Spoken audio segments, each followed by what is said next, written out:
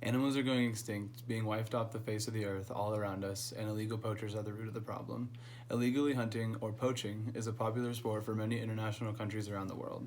This activity is causing these extremely unique creatures to be killed and sold to parts that have high price tags. If this practice isn't stopped or at least slowed, it will continue to destroy everything naturally beautiful on our earth. I've been doing extensive research on the rules and regulations of other countries' hunting laws, as well as the efforts being done to change them. International poaching is causing problems beyond the scope of selling them for a profit. It is causing too many animals to enter the endangered species list. From 1970 to 1990, elephants were slaughtered uncontrollably, and according to a video titled The Ivory War, half of the elephant population in Central Africa, about 700,000, were killed for their ivory. Since then, there is a ban placed on the ivory trade, and it has ultimately saved the rest of the species.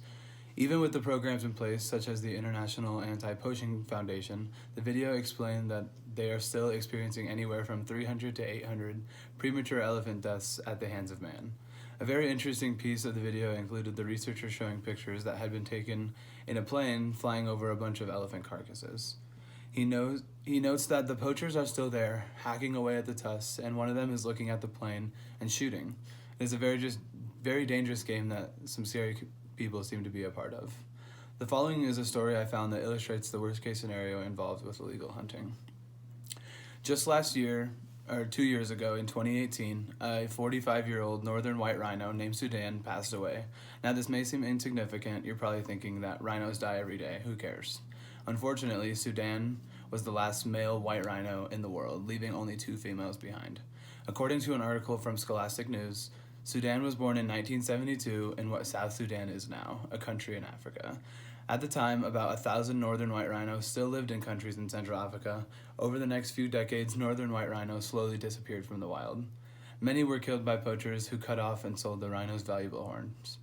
Being able to wrap our heads around the fact that these illegal hunters could nearly wipe out an entire species in less than 50 years is unfathomable. We allowed our long-standing traditions and our greed for money to overlook the beauty and character that each rhino and every other species we coexist with brings to the world.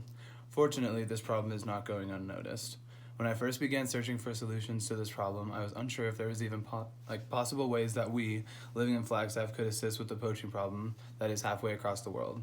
However, I was able to find multiple programs such as the WWF, or World Wildlife Fund, and the IAPF, which stands for the International Anti-Poaching Foundation, that focuses its research in Central Africa. In an article I read from Newsbank, the SeaWorld and Busch Garden Conservation Fund has recently donated $17.5 million to all different types of rescues and organizations in attempts to fight poaching. One of the recipients, the Wilderness Foundation Africa, which deals with poaching and expanding conservation areas in Africa, has a website that explains that being uneducated enables the crime groups to make profit off of these animals. This foundation uses funds to educate people about the true cost of poaching. Donating to these programs can be extremely beneficial for the missions in lowering the amount of illegal hunting and increasing wildlife conservation. Although poaching is the illegal act of hunting, not all hunting hurts the environment. Poaching is an illegal activity that harms the environment, but hunters that follow the rules and regulations set out by the government agencies are valid in their actions and sometimes can even help the environment. In an article I read about hunting coyotes, it stated our results suggest that coyote removal conducted over large areas increases fawn survival and the abundance of pronghorn. Legal hunting is allowed for good reason and does not affect the environment in the same negative ways as poaching does.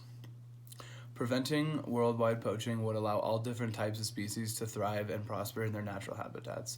There will always be pushback from the people who make money off of this, but with support from the wildlife foundations around the world, species may once again be able to live their lives without being killed off to satisfy human vanity. Killing these animals does very little for the short run and causes major damages in the long run for our planet. Thank you.